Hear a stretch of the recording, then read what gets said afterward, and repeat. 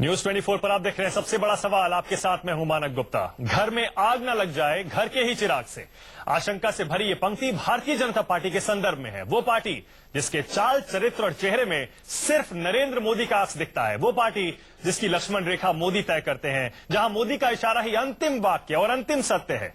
उसी बीजेपी के बड़े नेता मुरली मनोहर जोशी ने यह कहकर खलबली मचा दी है कि देश में मोदी की लहर नहीं है, बीजेपी की लहर है। मोदी सिर्फ पार्टी का चेहरा भर है। जोशी ने बयान दक्षिण भारत में दिया, लेकिन असर कश्मीर से कन्याकुमारी तक हुआ। पूरी पार्टी जोशी के बयान से हिल गई। हालत यह हो गई कि अध्यक्ष से लेकर मोदी के लेफ्ट राइट रहने वाले नेताओं की पूरी जमात कैमरों के सामने आ गई। व्यक्तिवादी सियासत को सलाम कर रही बीजेपी यही समझाती रही कि लहर मोदी की ही है। जोशी के बयान को दरअसल ठीक से समझा नहीं गया, लेकिन तब तक कांग्रेस को बीजेपी की अंदरूनी खींचतान ने सियासी संजीवनी दे दी थी, क्योंकि बीजेपी में सीनियर नेताओं की पूरी कतार है जो या तो मोदी के तौर तरीकों से इत्तेफाक नहीं रखती या फिर उनके फैसलों को दिल पर पत्थर रखकर कबूल करती है। तो सबसे बड़ा सवाल यही है, मुरली मनोहर जोशी ने क्यों कहा कि देश में नहीं है मोदी की लहर, और क्या बीजेपी का अंदरूनी झगड़ा मोदी को पीएम बनने से रोक देगा? इन्हीं सवालों पर बात करेंगे खास मेहमानों से। लेकिन पहले देखिए जोशी जी का वो बयान जिसने बीजेपी के अंदर खलबली मचा दी और विरोधियों को बैठे बिठाए हथियार दे दिया। Well, again I say that this word, this wave or that wave, so it's not a highly personalized thing, it is a representative wave. Murli Manohar Joshi के ये शब्द मोदी लहर की कश्ती पर सवार बीजेपी को नश्तर की तरह चुभने लगे, क्योंकि ये बयान उस वक्त आया जब मोदी के कद को पार्टी से बड़ा करके दिखाया जा रहा है, जब पूरी बीजेपी अब की बार मोदी सरकार की डफली बजा रही है। ऐसे मौसम में जोशी ने मोदी की व्यक्तिगत लहर से इनकार कर बीजेपी पर वज्रपात कर दिया। विवाद और विध्वंस के खतरे को भांप शीर्ष नेतृत्व का इशारा मिला और जोशी की जुबान पर 24 घंटे में ही ताला जड़ गया। लखनऊ के हवाई अड्डे पर 2 मिनट भी नहीं रुके, सवाल होते रहे। जोशी जी चुप्पी की चादर ओढ़े न्यूज 24 के कैमरे से कतराते हुए आगे निकल गए। दो मिनट से दे दीजिए सर। जोशी ने कहा तो सिर्फ यही था कि मोदी सिर्फ पीएम पद के नुमाइंदे भर हैं। अपने पुराने साथी जसवंत सिंह के मुद्दे पर भी थोड़े मुखर हो गए थे, लेकिन देश के दक्षिण से बात निकली तो दूर तलक गई। बीजेपी में मोदी युग के तमाम सूत्रधार एक सुर में ये समझाने लगे कि बीजेपी मतलब मोदी और मोदी मतलब बीजेपी, इसमें विवाद कहाँ है। जोशी जी ने जो कुछ भी कहा उसका गलत इंटरप्रिटेशन किया जा रहा है। मोदी और भारतीय जनता पार्टी दोनों को अलग करके नहीं देखा जा सकता। Modi is leading the BJP campaign. So where is the question of any controversy on whether it's a Modi wave or a BJP wave? It's a wave for our campaign, which is a Modi-led BJP campaign. देखिए, मोदी जी और Bharatiya Janata party एक दूसरे से अलग नहीं है। Modi and BJP made for each other. Modi से BJP के बुजुर्ग नेताओं के मलाल को मुस्कुराहटों में छिपाने वाले ये वही नेता हैं जिन्हें अब की बार बीजेपी सरकार का पोस्टर चंद मिनटों में ही बदलना पड़ा था। मोदी मंत्र जपने की ये वही रवायत है जिसे आडवाणी ने दिल पर पत्थर रखकर कबूल कर लिया, जिसकी वजह से जोशी को बनारस की सीट से दरबदर होना पड़ा, जसवंत सिंह को पार्टी से बाहर जाना पड़ा। इसीलिए जोशी के बयानों में कांग्रेस ने अपने मतलब का सारांश ढूंढ लिया। कहा, जोशी ने सही बोला, मोदी की लहर कहीं नहीं है। हाँ, उनकी इस बात से तो सहमत है कि मोदी की लहर नहीं है। मैं समझता हूँ जोशी जी को कड़वाहट भी है और कुछ हकीकत बयानी भी कर रहे हैं वो। कांग्रेस के कलेजे को भले ही जोशी के बयानों से ठंडक मिली, पर बीजेपी में उठे बवंडर से सबसे बड़ा सवाल यही खड़ा हुआ कि मोदी की सरपरस्ती से सीनियर नेताओं की कसमसाहट और पार्टी का अंदरूनी झगड़ा क्या मोदी को प्रधानमंत्री बनने से रोक देगा। Bureau report, news 24। आज के सबसे बड़े सवाल पर बहस करने के लिए हमारे साथ खास मेहमान स्टूडियो में डॉक्टर संबित पात्रा बीजेपी से, कांग्रेस से मीम अफजल हैं, आम आदमी पार्टी से आशुतोष हैं और वरिष्ठ पत्रकार पॉलिटिकल कमेंटेटर प्रदीप सिंह। पहला सवाल संबित पात्रा आप ही से है। ऐसा लगता है बीजेपी को अब बाहरी दुश्मनों की जरूरत नहीं है।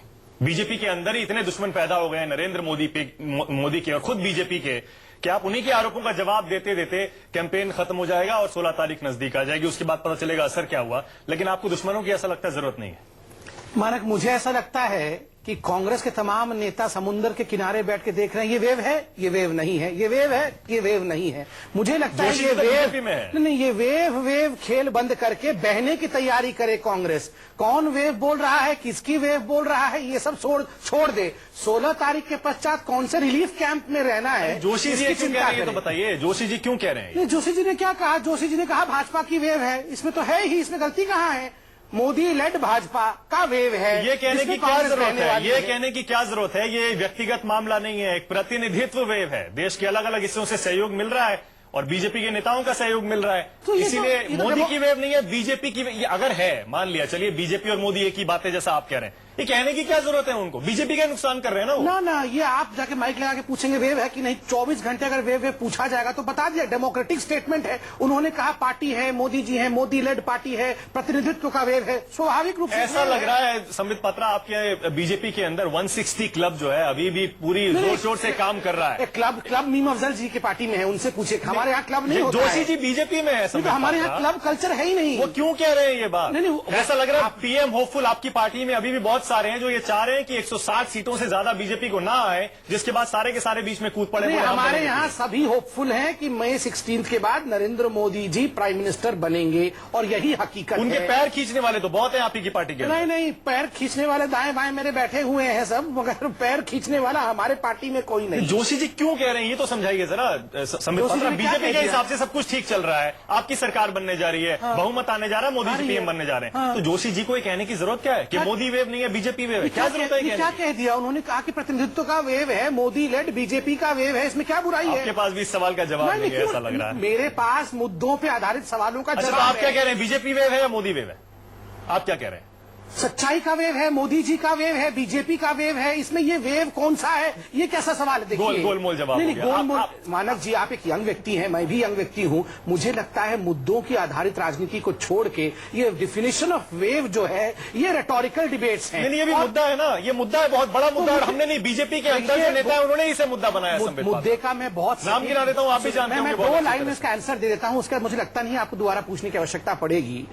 चाहे कोई भी हमारी पार्टी से हो या दूसरे पार्टी से हो, जो बोला जा रहा है वेव, अर्थात इतना ही है कि एक बहुत बड़ा सघन प्रचार भारतीय जनता पार्टी का पॉजिटिवली जनता के मन में है। किस नाम से आप उसे पुकारे, उसका नाम विजय ही होता है। मई 16 के पश्चात। ठीक है मीम अफजल साहब, आप मुस्कुरा भी रहे हैं और आज दिन भर हमने आपको सुना भी है, शेरो शायरी करके मजे ले लेकर आप बीजेपी पर हमला कर रहे हैं, कह रहे हैं कि इस घर को आग लग गई घर के चिराग से। ये हमने सुना कि आप खुद बीजेपी पर बहुत मजे ले लेकर वार कर रहे हैं। इनके यहाँ तो किताब बम फटी है, अभी बोल रहे हैं घर के चिराग से आग लगी है। एक सेकंड मीम अफजल साहब, सवाल मेरा आपसे ये है कि आपको तो बहुत अच्छा मुद्दा मिल गया, आपके लिए बहुत आसान है बीजेपी को अटैक करना इस मुद्दे पर।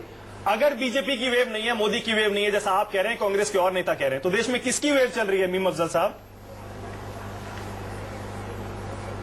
देखिए, मैं एक बात कहूं आपको, मुझे आज खुशी है कि संबित पात्रा पहली बार कह रहे हैं बीजेपी की लहर है।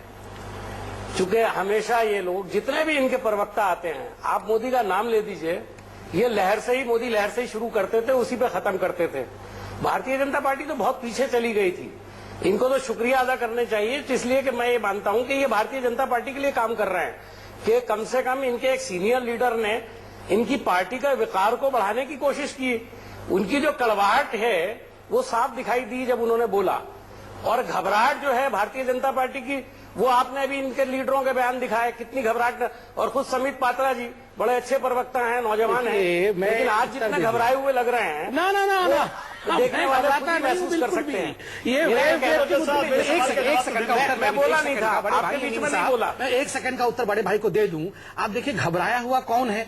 24 घंटे अगर जितना नाम राहुल गांधी का नहीं लेते उतनी बार मोदी जी बोलते हैं। तो इसका मतलब कह रहे हैं, इसका मतलब आम आदमी पार्टी भी घबराई हुई है, क्योंकि उनका जो पूरा कैंपेन है वो भी मोदी सेंट्रिक है। बिल्कुल, इसमें कोई शक है क्या? इनके वेबसाइट को देखिए, अटल बिहारी वाजपेयी, मोदी और जितनी बार आडवाणी जी का नाम लिया गया है, मुझे लगता है उतनी बार सोनिया जी और राहुल जी का नाम लिया गया है। आशुतोष, 1 सेकंड में आपके पास आ रहा हूं। मीम अफजल साहब, मेरे सवाल का जवाब आपने दिया, मैं ये पूछ रहा हूं, आप कांग्रेस ये कह रही है कोई वेव नहीं है, ना बीजेपी वेव है ना मोदी वेव है, तो ये बता दीजिए साहब किसकी वेव है देश में? क्या प्रधानमंत्री मनमोहन सिंह की वेव है, जिनको कांग्रेस के उम्मीदवार अपनी रैलियों में नहीं बुला रहे हैं? क्या सोनिया गांधी राहुल गांधी की वेव है, या किसी और कांग्रेस नेता की वेव है? एक बात बताइए मानक जी, क्या हमने कभी किसी वक्त ये कहा है कि किसी की वेव है? हम तो हमेशा कह रहे हैं कि झूठ बोल रहे हैं, वही हम आज भी कह रहे हैं। और अभी जो मैंने बात कही उसके अंदर वो तो आपकी खुद अपने आप रिपोर्ट बता रही है कि कितने घबराए हुए हैं। जहां तक बात है कि हम राहुल जी का नाम नहीं लेते या सोनिया जी का, बात ये हमारे पार्टी की तरफ से हमें इंस्ट्रक्शन नहीं है कि आप टीवी डिबेट में जाएं तो सुबह से शाम तक अगर 6 डिबेट में आपको जाना पड़े तो आप 36 बार राहुल जी का और सोनिया जी का नाम लें। इनके लिए बेचारों की हिदायत है, अगर मोदी के बारे में कोई उल्टा सीधा जुमला बोल दे और ये जवाब ना दे तो इसकी नौकरी खतरे में रह जाती है। 10 जनपद ये सुन लेगी ना, बहुत मुश्किल हो जाएगा। आशुतोष, आम आदमी पार्टी भी ये तो मानती है कि देश में लहर तो है, अब मोदी की वेव है या बहुत नहीं है, गुस्से की मुश्किल लहर है। है। एक सेकंड मीमल साहब, एक सेकंड। देखिए, आशुतोष भी कहेंगे कि लहर तो है, अब वो बीजेपी की है या आक्रोश की है, इस पर शायद वो दुविधा में रहते हैं हमेशा। क्यों आशुतोष? देखिए, पहले बात तो आपके स्टूडियो में जिस तरीके का शोर हो रहा है, मुझे कुछ सुनाई नहीं पड़ रहा और समझ में नहीं आ रहा आखिर ये शोर किस बात का है। दूसरी बात, दरअसल बीजेपी को अपने अंदर बैठकर इंट्रोस्पेक्शन करना चाहिए और आरएसएस को इंट्रोस्पेक्शन करना चाहिए कि जब वो किसी व्यक्ति विशेष को आगे बढ़ाते हैं, जो बीजेपी की और आरएसएस की जो मूल विचारधारा है, विचारधारा वो है कि विचारधारा सर्वोपरि होनी चाहिए, संगठन सर्वोपरि होनी चाहिए, यानी संगठन और विचारधारा दोनों गौड़ हो जाती है। तो ये बीजेपी के लिए और आरएसएस के लिए आत्ममंथन का वक्त है और संकट का वक्त है कि जब कोई व्यक्ति संगठन विचारधारा से बड़ा हो जाएगा तो बीजेपी का वही हाल होगा जो आज कांग्रेस का हुआ, क्योंकि एक जमाने में कांग्रेस के बारे में कहा जाता था इंदिरा। आशुतोष, बिन मांगी सलाह दे रहे हैं आप बीजेपी को। एक सेकंड आशुतोष, एक सेकंड संबित पात्रा। आशुतोष, बिन मांगी सलाह बीजेपी को दे रहे हैं। मैं ये पूछ रहा था आपसे कि एक ये जो वेव चल रही है देश में या नहीं चल रही है, इस पर आपका क्या स्टैंड है? क्या मोदी लहर है, आक्रोश की लहर है, क्या है? देखिए, ना तो मीम अफजल साहब ने और ना ही समित पात्रा ने। मैंने अभी चांदनी चौक में चुनाव लड़ा, पिछले 50 दिनों में लगातार लोगों के संपर्क में रहा। मैं ये कह सकता हूं कि कम से कम 25 से 30 हजार लोगों से मैं व्यक्तिगत तौर पर मिला हूं और मुझे कहीं वो वेव नजर नहीं आई। अगर आपको लहर नजर आई हो तो मुझे बता दो, मैं अपनी जेब में रखना चाहता हूं, उसको खूबसूरती के साथ देखना चाहता हूं। अगर ये लहर है तो बीजेपी को यह कहना चाहिए कि भाई वो अकेले अपने दम पर सरकार बना लेगी, 300 सीटें ले आएगी, क्योंकि 1977 में लहर थी, अकेले दम पर सरकार बन गई। आशुतोष, और इसी तरीके से जब भी इस देश के अंदर आशुतोष, अगर लहर नहीं होती, कह रही है आशुतोष, अगर लहर नहीं थी, कर ले तो बहुत बड़ी बात है। आशुतोष, अगर लहर नहीं थी तो आपका पूरा का पूरा कैंपेन नरेंद्र मोदी सेंट्रिक क्यों था? गुजरात में झाड़ू यात्रा क्यों निकाल रहे थे? केजरीवाल वाराणसी से जाकर चुनाव क्यों लड़ रहे हैं? तो आपके सारे हमलों के निशाने पर नरेंद्र मोदी क्यों होते हैं? अगर लहर नहीं होती तो ये आपका कैंपेन ऐसा नहीं होता। हम तो ये कही नहीं रहे कि लहर। जवाब मैं दूंगा बाद में। एक बात ये कही कि नरेंद्र मोदी देश के लिए खतरनाक है।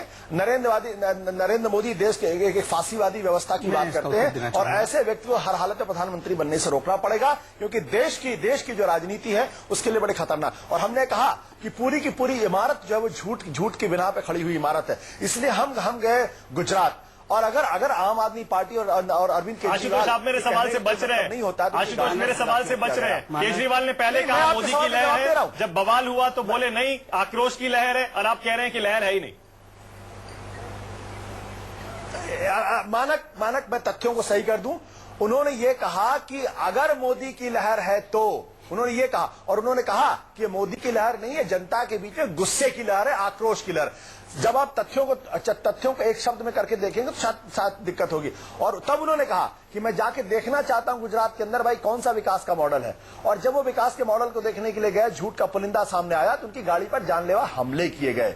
क्यों किए गए हमले? चलिए ठीक है, आशुतोष, इस पर भी आएंगे। आशुतोष, गुजरात मॉडल की जो आप बात उठा रहे हैं इस पर भी आएंगे, क्योंकि आज इसे राहुल गांधी ने टॉफी मॉडल का है। लेकिन प्रदीप जी से एक सेकंड देखिए, बहुत सारे आक्षेप किए। मैं एक प्रदीप जी अगर आप अलाउ करें तो 1 मिनट में, क्योंकि बहुत उससे पहले मैं एक चीज जोड़ दूं उसमें। मुरली मनोहर जोशी ने सिर्फ मोदी और बीजेपी लहर पर नहीं उन्होंने कमेंट किया, उन्होंने ये भी कहा है कि जसवंत सिंह को पार्टी से अगर टिकट दिया जाता तो अच्छा रहता। मैं पहले उत्तर दे दूं जो आशुतोष जी ने कहा। पहली बात तो आशुतोष जी ने मुझे कुछ एडवाइस दिया कि बीजेपी को और संघ को विचारधारा और संगठन दोनों के विषय में चिंता करनी चाहिए। तो मुझे लगता है आम आदमी पार्टी के पास ना तो विचारधारा है और ना संगठन है, इसलिए पहले वो अपनी विचारधारा बना ले, अपने संगठन और ऑर्गेनाइजेशन को स्ट्रांग कर ले, फिर वो हमें एडवाइस दे। दूसरी बात है, आशुतोष जी ने एक बहुत सीरियस विषय कहा। उन्होंने कहा सबको एक हो जाना चाहिए और किसी भी कीमत पे मोदी जी को प्राइम मिनिस्टर बनने से रोकना चाहिए। यही तो हम कह रहे हैं। सुनिए, ये बहुत मुद्दे पर आ जाइए। मुद्दा आपने जवाब दे दिया, मुद्दे पर। ये महत्वपूर्ण मुद्दा तो यही है कि आपको दिल्ली की सरकार बनाने के लिए जनता ने चुना था, आप सब भाग के वाराणसी चले गए और उससे डेंजरस आपको मोदी जी डेंजरस दिख रहे हैं। आप लोकतंत्र से भाग गए, ये डेंजरस नहीं है। आप ये कह रहे हैं आशुतोष, ये मान रहे हैं कि बीजेपी की लहर है, आम आदमी पार्टी ये मान रही है, इसीलिए मोदी को टारगेट माने या ना माने, बीजेपी के अंदर के नेता क्यों आप नरेंद्र मोदी पर ही हमला कर रहे हैं? कौन हमला कर रहा है? कौन हमला कर रहा है नरेंद्र मोदी जी के ऊपर? अरे सारे सीनियर नाराज हैं आपके। अडवाणी जी 3 बार नाराज हो कहाँ पे गए, कौन से सुषमा जी पार्टी के फैसलों से नाराज है, जसवंत सिंह तो पार्टी छोड़ दी उन्होंने नाराज होकर, मुरली मनोहर जोशी साफ कह रहे हैं, आज भी कह रहे हैं। सुनिए एक सेकंड मैं पढ़कर सुना देता हूँ आपको। उन्होंने एक तो बयान दिया, ये जो बयान दिया ये तो फिर से आप कहें तो फिर से पढ़ देता हूं मैं। बात का ये बहुत व्यक्तिगत मामला नहीं है, ये प्रतिनिधित्व वेव है, ये बीजेपी वेव है, मोदी वेव नहीं है। दूसरा उन्होंने कहा है जसवंत सिंह को टिकट दिया जाता तो अच्छा रहता। दोनों का उत्तर दे दूं आप अगर एक सेकंड मुझे देंगे तो। पहला विषय है जो उन्होंने कहा व्यक्तिगत वेव नहीं है, प्रतिनिधित्व का वेव है, तो मुझे लगता है एक डेमोक्रेटिक स्टेटमेंट है। वेव इसका है उसका है, उससे महत्वपूर्ण है कि मोदी जिस डेवलपमेंट को रिप्रेजेंट करते हैं उसका वेव है, इसमें कोई दो मत नहीं। कहने की क्या जरूरत है? अरे कह दिया तो आपने, इसका क्यों बात का बतंगड़ बना हुआ है? कौन सी बुरी बात कह दी उन्होंने यही तो कहा डेमोक्रेसी का वेव है। उन्होंने ये वेव तो बाकी सब क्यों नहीं कहते? राजनाथ जी ट्वीट करते हैं अब की बार भाजपा सरकार, आधे घंटे में ट्वीट करना पड़ता है अब की बार मोदी सरकार चलाया ना। राजनाथ जी ने क्या कहा? राजनाथ जी ने यही कहा ना कि मोदी वेव या बीजेपी वेव इज सिनोनिमस, दोनों बराबर है। प्रदीप जी क्या संबित पात्रा जो कह रहे हैं सही है या बीजेपी के अंदर वाकई ये खींचतान अभी भी चल रही है, 160 क्लब जिसे हम कहते हैं? देखिए, मानक डॉक्टर जोशी के बारे में बीजेपी में एक बात कही जाती है कि वो अपने साथ एक कुल्हाड़ी लेकर चलते हैं और हर 2 कदम चलने के बाद एक बार मार लेते हैं अपने पैर पे या बीजेपी अपने पैर पर। और अल्टीमेटली क्योंकि बीजेपी के नेता हैं तो बीजेपी भी घायल होती है उससे। तो देखिए ऐसा है कि ये बीजेपी में ऐसे लोग हैं, वो चाहे लाल कृष्ण आडवाणी हो, मुरली मनोहर जोशी हो या सुषमा स्वराज हो, जिनकी महत्वाकांक्षा की हताशा ये दिखा। यानी ये चाह रहे हैं कि 107 के ज्यादा ना आए। मोदी अच्छे हैं बुरे हैं, मोदी अगर प्रधानमंत्री बनेंगे देश बर्बाद हो जाएगा, आबाद होगा, ये इस बहस को छोड़ दीजिए 1 मिनट के लिए। ये बात निश्चित तौर पर कही जा सकती है कि आज नरेंद्र मोदी को बीजेपी से हटा दीजिए तो कांग्रेस और बीजेपी में अंतर खोजना आपके लिए मुश्किल हो जाएगा। आज अगर नरेंद्र मोदी इनके कैंपेन के इंचार्ज न होते, प्रधानमंत्री पद के उम्मीदवार न होते, तो बीजेपी की 90 सीट आएगी या 125 सीट आएगी। संबित पात्रा कुछ कहना चाहेंगे? हो रही बिल्कुल बहुत बड़ी बात कह रहे हैं प्रदीप। इससे 10 साल से बीजेपी की क्या हालत थी आप देखिए। पार्टी लगातार नीचे जा रही थी, कार्यकर्ता घर बैठ गया था।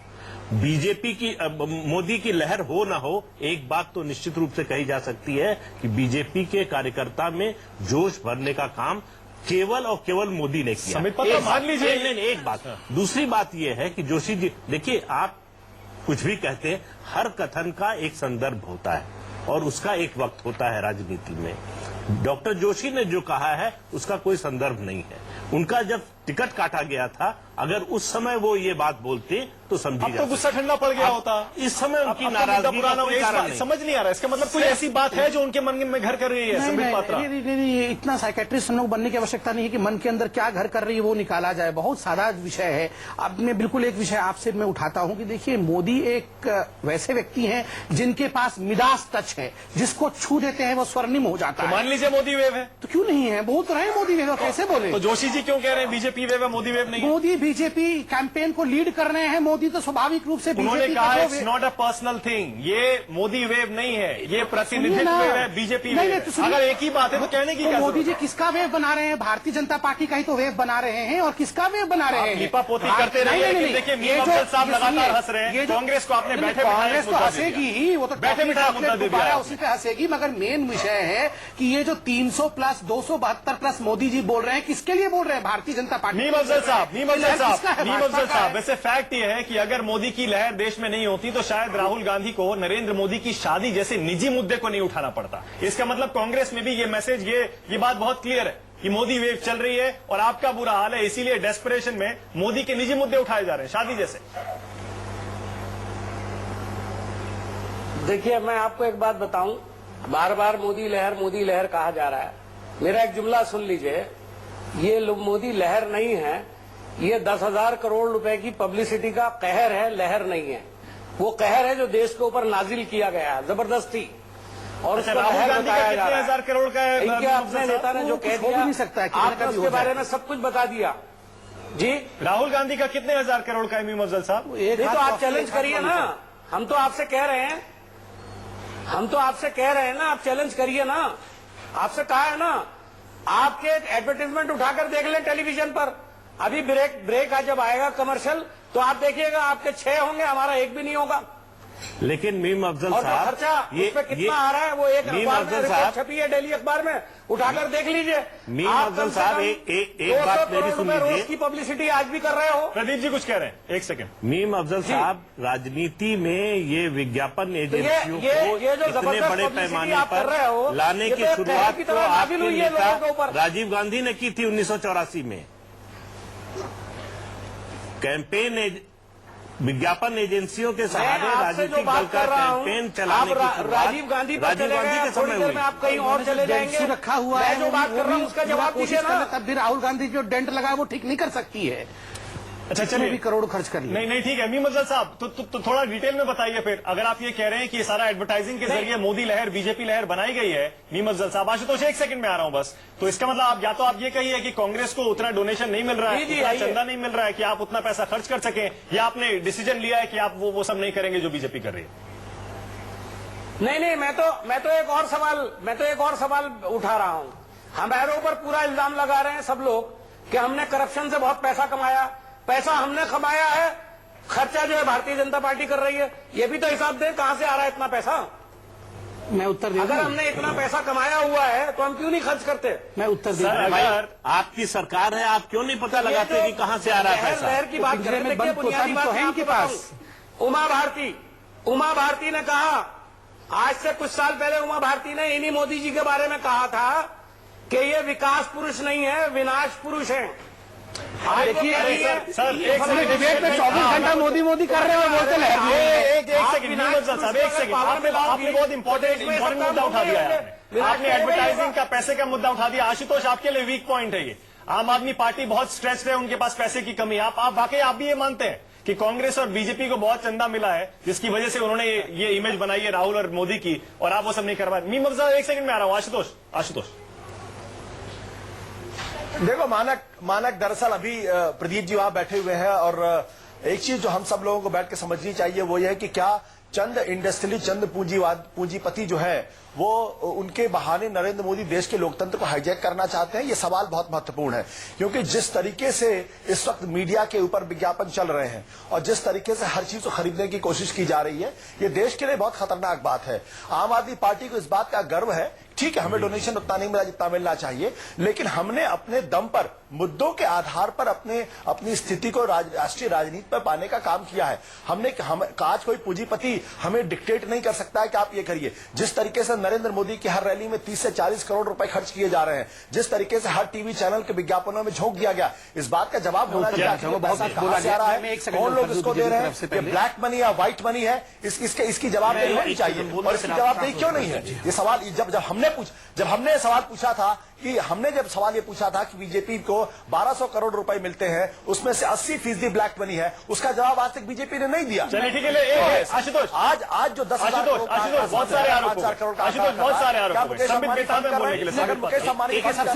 जी, सबसे महत्वपूर्ण विषय है, आप जो बार बार कह रहे हैं मुद्दों की राजनीति, आप मुझे बताइए कौन से एक मुद्दों की राजनीति आपने की है? जहां राजनीति करने का मौका मिला वहां उसको छोड़ के, उन एस्पिरेशंस को आपने किनारा करके अपने महत्वाकांक्षाओं की राजनीति की है। इसलिए गुमराह मत करिए देश को कि आप मुद्दों की राजनीति कर रहे हैं। दूसरा विषय है, ये बहुत संगीन विषय है कि दोनों एक सेकंड कांग्रेस और आम आदमी पार्टी ये बोल रही है विज्ञापन। क्या ये देश की जनता है कि विज्ञापन के द्वारा देश के जनता के वोट को खरीदा जा सकता है? लहर पैदा नहीं की जा सकती, आप ये कह रहे हैं। लहर दिल से पैदा होती है, डेवलपमेंट के काम से पैदा होती है। आप अच्छा करिए, वो महसूस होता है। बिलबोर्ड देखकर कोई वोट नहीं करता है। अच्छा प्रदीप जी, आप कुछ कहना चाह रहे थे? नहीं, मैं आशुतोष जी की बात से, इस बात से नहीं, समित पात्रा जी, आपने बड़ी अच्छी बात कही। आपने कहा कि बिलबोर्ड देखकर कोई वोट नहीं करता है, तो दिल्ली के हर चौराहे पर, हर मोहल्ले पर, हर नुक्कड़ पर क्यों नरेंद्र मोदी के बिलबोर्ड लगे हुए हैं? और इस बिलबोर्ड का पैसा कौन दे रहा है? मैंने आपसे सवाल करते हैं, अरविंद केजरीवाल जी बोलना शुरू कर देते हैं कि मैं भागा नहीं, उसका पैसा कौन देता है? क्या मुकेश अंबानी और अडानी मिलकर देश के हाईजैक? आप ही बताइए। ऐसा लगता है मुद्दे से ज्यादा भटक रहे हैं। सवाल का जवाब मुद्दे के आसपास ही रहेंगे तो ज्यादा अच्छा रहेगा। आशुतोष एक सेकंड सवाल का जवाब दीजिए कि ये जो पैसा है आशुतोष, एक सेकंड, ब्लैक मनी है या व्हाइट मनी है, नरेंद्र मोदी को फंड कौन कर रहा है? ज्यादा भटक रहे हैं मुद्दे से। एफएम ऑन करते ही बिल्कुल सही है। केजरीवाल जी के ऐड भी आते हैं और शायद सच्चाई ये है कि अगर आम आदमी पार्टी को भी उतना चंदा मिलता, उतना पैसा उनके पास होता जितना बीजेपी कांग्रेस के पास है, शायद उनका ऐड कैंपेन है उनके पास।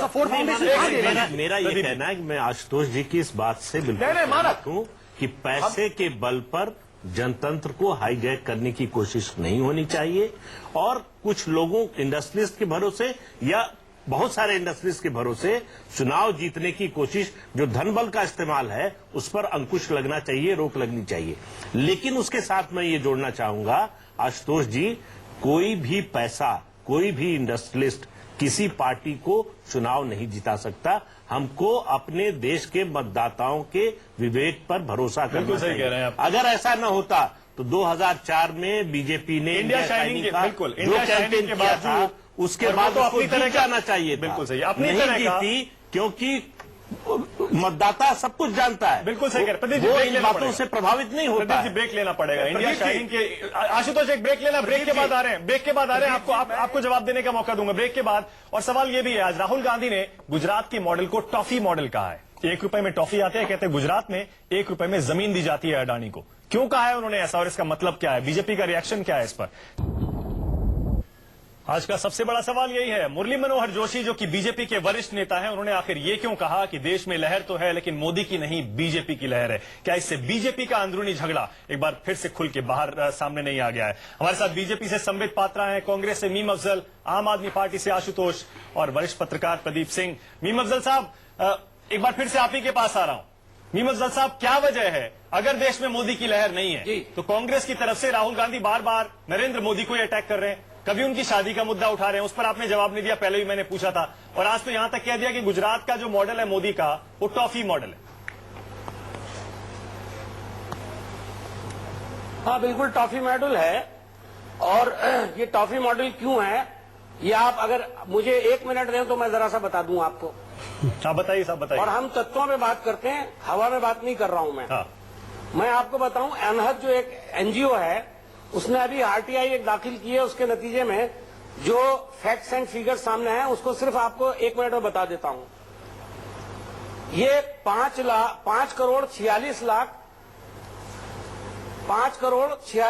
56,819 स्क्वायर मीटर जमीन, जो हेक्टर के अंदर 5,465 होती है, ये 2005 से 2007 में तकरीबन कुछ ऑर्डर्स के जरिए से इनको दी गई, जिनका आज सवाल उठाया गया। और इसका रेट भी सुन लीजिए क्या है। ये 2 रुपए 50 पैसे से लेकर के 25 रुपए तक में दी गई है। उसके अलावा एक और लैंड है।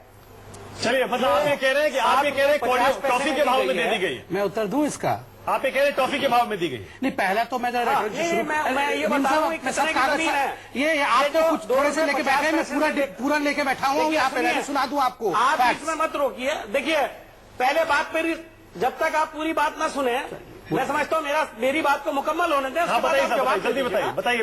मना थोड़ी किया आपको। 45 लाख जमीन, 45 लाख मीटर जमीन जो है, वो 147 करोड़ रुपए की जमीन जो थी 3 करोड़ 68 लाख में दी गई है। ये गुजरात सरकार के आंकड़े हैं, जिसका नुकसान मैं आपको बता रहा हूं। तो मुझे जरा बता दें कि हमने कौन सा गलत इल्जाम लगाया है इनको पर। और ये गुजरात की सरकार ने आरटीआई के जवाब में ये टॉफी क्यों कह रहे हैं कि हमने इतने में जमीन बेची है। राहुल गांधी का ये टॉफी थ्योरी कहां से आया है? कर सकते हैं 2005 से 7 तक 2 रुपए 50 पैसे कहीं जमीन मिल सकती है। वो उन्होंने एक अलग लैंड के बारे में बताया राहुल जी। मैं उत्तर दे दूं?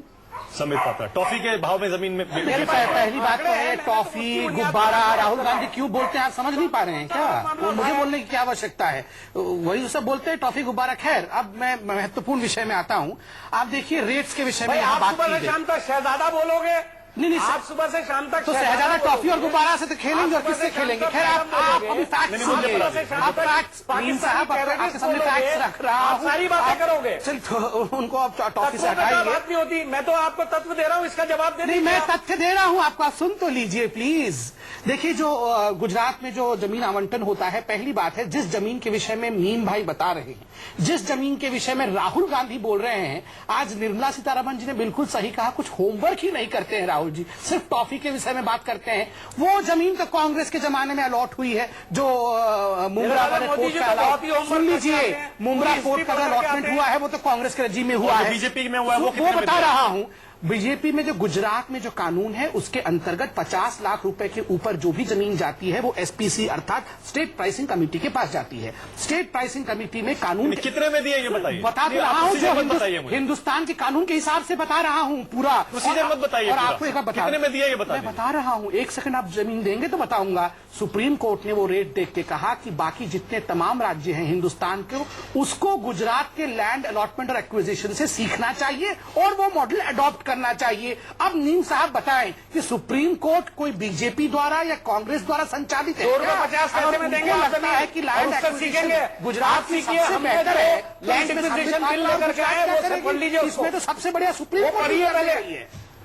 एक मिनट, जो प्राइस मैं एक ठीक है, ठीक है, नहीं आप प्राइस सुन लीजिए, आपने पाबंदी लगाई है, प्राइस बता दूं, प्राइस बता दूं, जो सरकारी रेट फिक्स है कानून के अंतर्गत वो है 4.25 रुपए और 6.0 रुपए प्रति स्क्वायर मीटर। मगर ये एसपीसी का कहना था, फिर भी नरेंद्र मोदी जो कि कैबिनेट को सुपरसीड करते हैं, उन्होंने कैबिनेट को कंट्रोल करते हैं, उन्होंने कहा 25 रुपए पर स्क्वायर मीटर, फिर भी बढ़ा के दिया। ठीक है, एक सेकंड ये महाराष्ट्र में किस रेट पे देते हैं? और एक सेकंड रुक जाइए, बघेला सरकार ने 90 पैसे में क्यों दिया था 4.6 मिलियन स्क्वायर मीटर। एक मिनट, गुजरात मॉडल को टॉफी मॉडल कह रहे हैं राहुल गांधी। आशुतोष, आप बोलना चाहेंगे? हालांकि आंकड़े बहुत सारे हैं, फैक्ट्स बहुत सारे हैं, जिनको चेक करने में शायद थोड़ा टाइम लगेगा, दावे हैं दोनों तरफ से, लेकिन मॉडल तो आप भी देख के आए हैं गुजरात में। और मैं एक बार फिर से आशुतोष वही बात कह रहा हूं, ये सारा का सारा जो एजेंडा है नरेंद्र मोदी और गुजरात मॉडल पे जो हो रहा है, इससे संकेत नहीं मिलता है आशुतोष? नहीं, देखिए मानक, अभी समित पात्रा ने सुप्रीम कोर्ट की भूरी भूरी प्रशंसा की और कहा सुप्रीम कोर्ट ने कहा। अब मैं सुप्रीम कोर्ट की एक टिप्पणी में समित पात्रा और बीजेपी नरेंद्र मोदी के लिए कोट कर देना चाहता हूं। 12 सितंबर 2003 सुप्रीम कोर्ट ने कहा कि मेरा गुजरात सरकार में कोई भरोसा नहीं है। मैं धारा 356 की बात नहीं कर रहा, ये आपकी जागीर नहीं है। अगर आप लोगों की जानमाल की हिफाजत नहीं कर सकते तो आपको सत्ता में बने रहने का कोई अधिकार नहीं। अगर सुप्रीम कोर्ट की टिप्पणी अगर समित पात्रा को बहुत प्रिय है तो सुप्रीम कोर्ट ने जो 2003 में कहा था कि मेरा गुजरात सरकार में कोई भरोसा नहीं, इस टिप्पणी को भी मान ले मेरे भाई, मुझे कोई आपत्ति नहीं है। ये दूसरा मुद्दा, ये अलग मुद्दा है। आशुतोष जी, मुझे गुजरात मॉडल बहुत 2003 में, उसके बाद एसआईटी भी उसी सुप्रीम कोर्ट ने बनाया और उसी एसआईटी ने 9 घंटे पूछा क्वेश्चन और उसी एसआईटी ने क्लीन चिट भी दिया। आशुतोष आज के मुद्दे पर आ जाइए। आशुतोष, अब मेरा दूसरा सवाल यह है कि जरा समित पात्रा जी बता दें गुजरात मॉडल क्या है। मैं कहता हूं गुजरात मॉडल, क्या गुजरात के ऊपर 1,75,000 करोड़ का कर्ज नहीं है? क्या गुजरात के अंदर हर व्यक्ति पर 24,000 रुपए का कर्ज है या नहीं है? मेरे इस सवाल का जवाब दे दें, फिर मैं मालूम। और गुजरात आज की तारीख में हिंदुस्तान के सबसे बड़े कर्जदार राज्यों में एक है। अगर यही गुजरात का मॉडल है तो माफ करिएगा, मैं जोशी जी की राय से सहमत हूं। गुजरात का मॉडल जो है देश में लागू नहीं हो सकता, उसमें त्रिपुरा का भी मॉडल लागू होगा, उसमें कश्मीर की भी बात आएगी। यही बात मुरली मनोहर जोशी कह रहे थे। मुरली मनोहर जोशी साफ तौर पर, और अगर समित पात्रा जी को आइडिया ना हो तो मैं बता दूं, गुजरात के अहमदाबाद में गुलाब नगर जैसा एक जगह है जहां चले जाए, वहां सड़क नहीं है, बीच अहमदाबाद है, मैं उसका उत्तर देता हूं। इन्होंने मेरे को चैलेंज भी किया है समित पात्रा जी कहां जाने, तो मैं इसलिए उत्तर देना ठीक समझूंगा। आशुतोष जी, मैं उत्तर देता हूं। आशुतोष जी, और ये भी बताइएगा कि जोशी जी ने क्यों ये बोला है कि गुजरात का मॉडल पूरे देश में लागू आप मुझे 30 सेकंड देंगे और बोलेंगे रामायण महाभारत सब प्रदीप जी को। नहीं, मैं बताऊंगा। सबसे पहले तो आशुतोष जी मेरे बड़े भाई हैं, मगर अभी तक वो एंकर के चोला से निकल नहीं पाए, बार बार सवाल पूछ लेते हैं, तो मैं जवाब दे दूं। पहली बात है, देखिए 3 दिन क्या हिंट कर रहे हैं? क्या हिंट कर रहे हैं? मैं कोई हिंट नहीं कर रहा हूँ। मैं आशुतोष जी के लिए आप क्या हिंट कर रहे हैं? देश के जाने माने एंकर थे तो अभी तक उस चोले से निकल नहीं पाए हैं, अभी तक वो प्रश्न पूछते रहते हैं। देखिए, सबसे महत्वपूर्ण विषय है ये 3 दिन में जाके ये गुजरात मॉडल का पूरा जो है इन्होंने स्केलेटन देख लिया, कहां सड़क है कहां गड्ढा है। यहां 50 दिन रहे दिल्ली में, इनको कुछ नहीं दिखा, ये कुछ नहीं कर पाए। और दूसरा महत्वपूर्ण विषय है, देखिए प्लानिंग कमीशन नाम की भी कोई चीज होती है। अगर उनके, मैं आंकड़ों पे ही बोलूंगा ना और किस पे बोलूंगा, अगर उनके आंकड़े कहते हैं कि हिंदुस्तान का ग्रोथ रेट लगभग 2 कंसेक्यूटिव ईयर से 4.4 है और गुजरात का 10% है, तो मैं किस पे मानूंगा? जोशी जी क्यों कह रहे हैं कि गुजरात का मॉडल अच्छा, कुछ बीच बीच में आप जोशी जी भी पूछेंगे, बीच बीच में आप डेवलपमेंट सवाल वही है, ये सवाल आज इसीलिए थोड़े से क्वेश्चन आशुतोष जी पूछेंगे, थोड़े से आप भी पूछ लेंगे।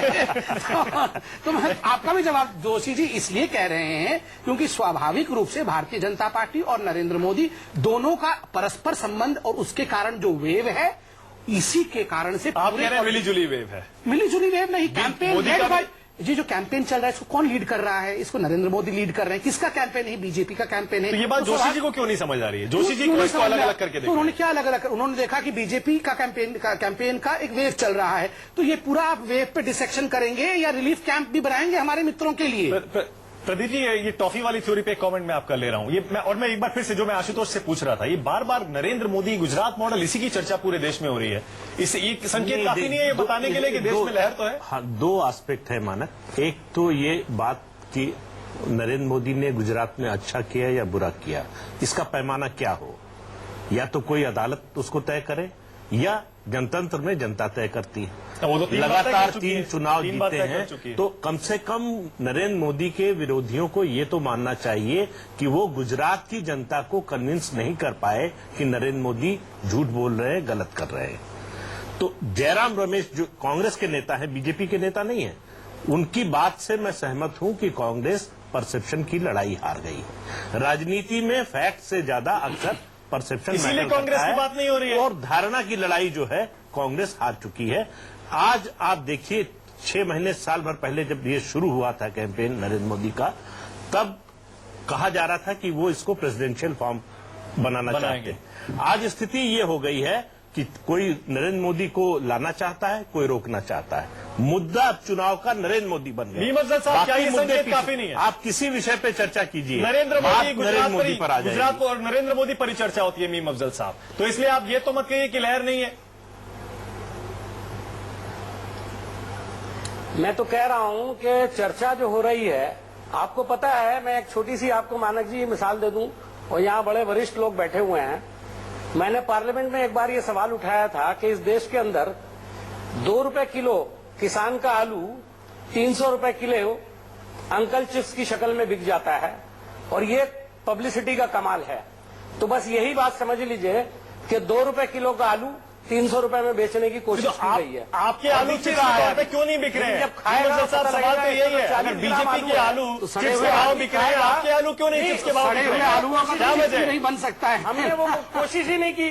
हम झूठी पब्लिसिटी में यकीन ही नहीं रखते। हम तो झूठी पब्लिसिटी में यकीन ही नहीं रखते। झूठी पब्लिसिटी का मतलब ये है कि या तो आपके पास दिखाने के लिए कुछ नहीं। एक सेकंड, मीम अफजल साहब आप ही की बात पे सवाल पूछ रहा हूं। झूठी पब्लिसिटी का क्या मतलब? माल निकलेगा, झूठी पब्लिसिटी का क्या मतलब? कौन सा माल होगा? झूठी पब्लिसिटी है जो प्रचार कर रहे हैं सुबह से शाम तक। नहीं, मतलब आपके पास बेचने के लिए कुछ नहीं है, आपके पास आलू नहीं है चिप्स बनाने के लिए। एक सवाल है मेरा, आलू पे चल रहा है। मीम अफजल साहब से, मीम अफजल साहब एक सवाल है मेरा, और आपने भी खोली है। मीम अफजल साहब, मेरा एक सवाल है कि ऐसा क्यों है कि लोग नरेंद्र मोदी के झूठ पर यकीन करने को तैयार हैं और आपके सच पर यकीन नहीं कर रहे हैं? देखिए, मैं एक बात बताऊं आपको, आप बड़े वरिष्ठ पत्रकार हैं, लेकिन जो आपकी पूरी गुफ्तगू का टोन है वो नरेंद्र मोदी के तरफ झुकाव होने की थोड़ा संकेत देता है। देखिए, ये कांग्रेस और बीजेपी दोनों के नेताओं की खासियत है कि जब बात अपने खिलाफ जाती है तो पर्सनल अटैक पे आ जाते हैं, तुरंत मोटिव इंप्यूट करने लगते हैं। इससे सच्चाई नहीं बदलने वाली है। पर्सनल अटैक नहीं कर, मैं किसी का समर्थक हूं या विरोधी हूं, इससे सच्चाई नहीं बदलने वाली है। ये नहीं कहा आपने, ये बात एक बार आप मुझे बताइए, नरेंद्र मोदी की लहर है, मैं आपसे सवाल पूछ रहा हूं, आप बहुत बड़े पत्रकार हैं। नरेंद्र मोदी की लहर है, आप बताइए। नहीं, हम कह रहे हैं कि ये सवाल ही आप क्यों उठा रहे हैं? चाहता हूँ हम आपसे पूछ रहे हैं कि ये सवाल क्यों उठा रहे हैं आप? माना एक सेकंड, अभी 1 घंटे से लहर लहर लहर कर रहे हो, कैसा होता है लहर? ऐसा ही तो होता है लहर कि कांग्रेस की लहर है, राहुल गांधी की लहर है। कहर है मीम अफजल साहब, राहुल गांधी कहर है, हमने लालू जी की लहर है, राहुल की कहर है। हमने कभी राहुल जी की और सोनिया जी की लहर की बात नहीं की मेरे भाई। तो करेंगे भी तो क्या हो जाएगा? क्यों कर रहे हैं आप? नहीं क्यों नहीं आप सवाल उठा रहे हैं। आप क्यों नहीं दावा कर रहे? आप क्यों नहीं ये कह रहे कि हाँ हमने इतना काम किया है और इस बार देश में हमारी लहर है, कांग्रेस की लहर है, यूपीए की लहर है, सोनिया गांधी की लहर है, हम दावा कर रहे हैं मनमोहन सिंह की लहर है। मनमोहन सिंह की लहर, मानक जी, हमें लहर दिखाने की जरूरत नहीं है। हम अपनी पार्टी के कामों को लेकर आगे बढ़े हैं। हमने बार बार जिक्र किया, लेकिन अगर कुछ लोग इसको तय किए बैठे हुए हैं, माफ कीजिएगा, आप ही की सफों में, आपकी सफों से मेरा मतलब समझते हैं आप? जी, मैं आपकी सफों में कुछ लोगों ने तय कर लिया है कि वो इशू नहीं बनने देंगे और लहर दिखाएंगे, तो आप उन लोगों को मुबारक। बहुत कन्वीनियंट है, बहुत कन्वीनियंट है मीम अफजल साहब, बहुत कन्वीनियंट है। जैसे प्रदीप जी कह रहे थे, बहुत आसान है आपके लिए। ये तो लोकतंत्र बीजेपी हो या कांग्रेस, कल की आम आदमी पार्टी, जब आसान सवाल पूछा जाए जो फायदे का हो तो ठीक है, मुश्किल सवाल पूछा जाए जिसका जवाब मुश्किल हो तो यही होता है, या तो मीडिया को हम कह रहे हैं या फिर पत्रकार को। ये अलग बात है कि आप ना उसका जिक्र करें। देखिए आशुतोष क्या हमारे साथ है? आशुतोष, आप मुझे सुन एक बात बताइए मुझे, बहुत अन्याय कर रहे हैं, पूरे मैं आपसे एक बात पूछना चाहता हूँ मानक जी। आशुतोष मुझे सुन पा रहे हैं? आशुतोष, नहीं, हम नहीं फंसे हैं, आप फंसे हुए। आपको अभी दुनिया नजर नहीं आ रही है। हम तो दिख आप भी नहीं समझ रहे रहे हो फंसे हुए, हम तो कि हजारों करोड़ रुपया आप देख रहे हैं खर्च करके देश को बेवकूफ बना लेंगे आप। अफजल साहब, आपकी नजर में मैं तो बायस हूं। छटपटाहट नहीं है, छटपटाहट तो आप रहे हो। सुनिए, आपकी नजर में मैं बायस हूं, जयराम रमेश तो नहीं है। वो क्यों बोल रहे हैं कि कांग्रेस परसेप्शन की लड़ाई हार चुकी है? वो क्यों बोल रहे हैं कि कांग्रेस के नेता कम्युनिकेट नहीं कर पाए? वो कांग्रेस का शीर्ष नेतृत्व फेल रहा कम्युनिकेट करने में। बहुत सारे बड़े नेता चुनाव तक लड़ने को तैयार नहीं, वो भी बीजेपी से मिल गए हैं क्या? पीसी चाको भी।